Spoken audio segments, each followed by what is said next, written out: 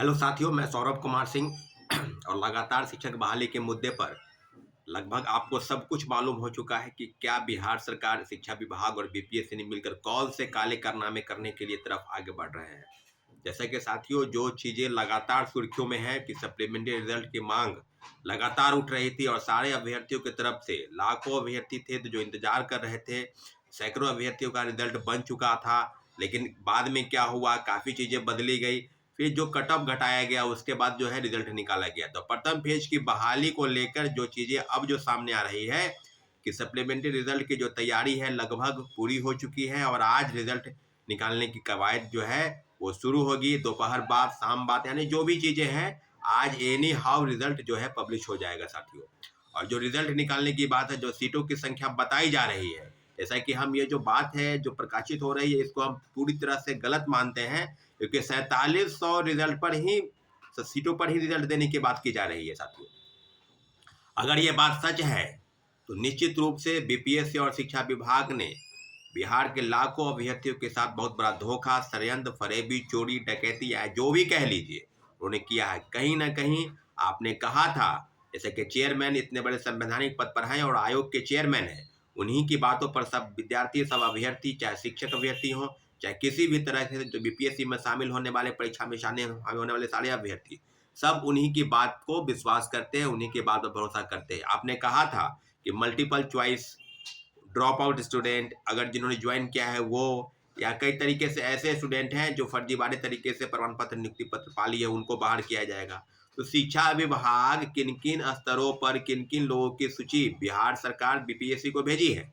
अगर ये बात सच है कि 4700 पद, तो ये तो पहले से ही जो था कि ड्रॉप आउट स्टूडेंट मल्टीपल वाले, जो मल्टीपल वाले एक से ज्यादा, जैसे किसी का रिजल्ट अगर पीजीटी में हो गया है और फिर उसी का रिजल्ट पीआरटी में हो गया या टीजीटी में हुआ, तो फिर कहीं एक ही जगह उनकी रिजल्ट होनी चाहिए। तो इन सब चीजों पर वो स्टूडेंट को वो डिस्क्वालीफाई नहीं, यानी एक ही जगह सेलेक्ट करेंगे, तो जो पद बाकी है उसको जो है वो जोड़ रहे हैं। तो अगर अब लगभग 4700 के आसपास ही रिजल्ट अगर आने की बात की जा रही है साथियों, तो निश्चित रूप से हम उसका खुलकर विरोध करेंगे। पूरा शिक्षक अभ्यर्थी उसका खुलकर विरोध करेगा, क्योंकि किसी भी सूरत हाल में यह छात्रों को बर्दाश्त नहीं है। अब जो बातें हो रही है कि आज ही रिजल्ट आ जाएगा कई मामलों में, तो आज आपको बता दें कि आज एक महत्वपूर्ण बैठक गांधी मूर्ति, गांधी मैदान में सुबह 10 बजे बुलाई गई है। और सारे अभ्यर्थियों से हम लगातार आपको बता रहे हैं कि ये कोई वीडियो देखने की बात नहीं है कि आप वीडियो देख लीजिए, क्या होगा आगे, क्या होने वाला है, सब चीज़ों पर आप अपनी राय देंगे, कमेंट करेंगे। लेकिन इतना जरूर है कि कल रात से इस बात की पुष्टि हो रही है कि रिजल्ट एनी हाउ आज पब्लिश हो जाएगा और मात्र 4700 पद पर ही रिजल्ट निकलेगा। तो साथियों, काफी गंभीरता से विचार करने की जरूरत है। इसलिए आज पुनः आपसे हम आग्रह करते हैं कि भारी से भारी संख्या में गांधी मूर्ति, गांधी मैदान के पास आइए और इस बैठक के माध्यम से हम सरकार के पास सूचित करेंगे कि अभ्यर्थियों के साथ बहुत बड़ा धोखा और षड्यंत्र चल रहा है। वो षड्यंत्र बीपीएससी कर रही है, वो षड्यंत्र शिक्षा विभाग कर रही है, क्योंकि सीटों का जो देना है, अगर सीटों की रिक्ति जो सूची है, रिक्त पदों की सूची है, वो बीपीएससी को कितनी भेजी गई, क्योंकि 4700 पद वाली जो बात है ये आज नहीं, लगभग 15 दिन 20 दिन पहले ही भेजी गई थी। तो अभी जो चीजें हैं कि लगभग 92,000 के आसपास ही लोग ज्वाइन किए हैं। तो निश्चित रूप से 1,20,000 पद पर अगर वैकेंसी की बात सरकार बीपीएससी कर रही है, तो उसमें से 28,000 पद अभी भी खाली है।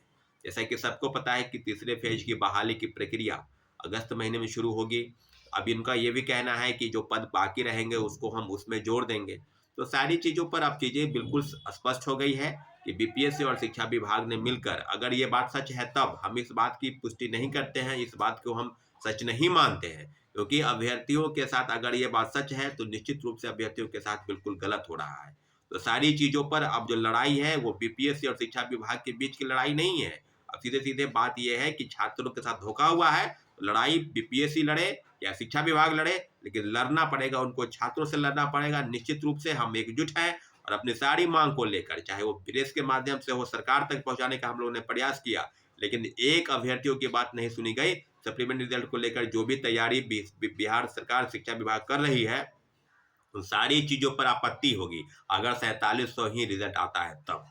निश्चित रूप से जो चीजें हैं, तो अब जो बात है कि सड़क से लेकर कोर्ट तक भी लड़ने की तैयारी हमारे सारे अभ्यर्थीगण कर रहे हैं कि अगर सप्लीमेंट्री रिजल्ट में इतना ही बात अगर आता है तो निश्चित रूप से कोर्ट में याचिका दायर की जाएगी। इसके लिए सबकी मंजूरी होनी तय है। अगर होती है तो निश्चित रूप से कोर्ट में भी केस किया जाएगा। लेकिन अभी जो अभी जो बातें हैं कि क्या आंदोलन के माध्यम से, तो निश्चित रूप से आज गांधी मैदान में आप लोग पहुंचिए और जितने भी अभ्यर्थी हैं, साथी हैं जो पटना में हैं और सप्लीमेंट्री रिजल्ट की मांग को लेकर लगातार वो डिमांड कर रहे हैं, परीक्षा में भी बैठने जा रहे हैं, जो 7 तारीख से परीक्षा शुरू होगी, तो सब लोगों से आग्रह है कि प्लीज आप अपनी मांगों को लेकर आप यहाँ पर पहुंचे गांधी मैदान, गांधी मूर्ति के पास, और फिर हम लोग देखेंगे कि आगे क्या होता है, आगे की रणनीति कैसे बनती है।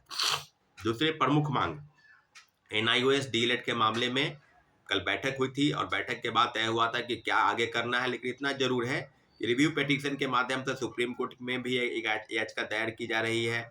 आगे क्या होगा कि क्या सेकेंड फेज की बहाली से वो लोग बाहर हो गए हैं, प्रथम फेज की बहाली में क्या उनका रिजल्ट आया है, जो लोग ज्वाइन किए हैं उनको बाहर किया जाएगा, या सप्लीमेंट्री रिजल्ट में NIOS डीएलएड वाले का भी रिजल्ट आएगा।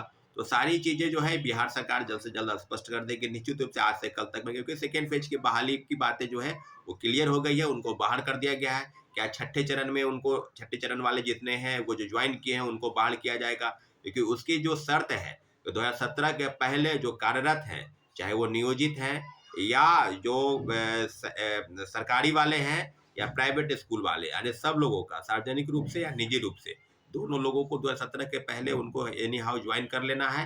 और अगर ज्वाइन किए हुए हैं उनको कम से कम 2 साल के अंदर उनको डीएलएड की डिग्री जो है 36 महीने वाली वो उनको लेनी है।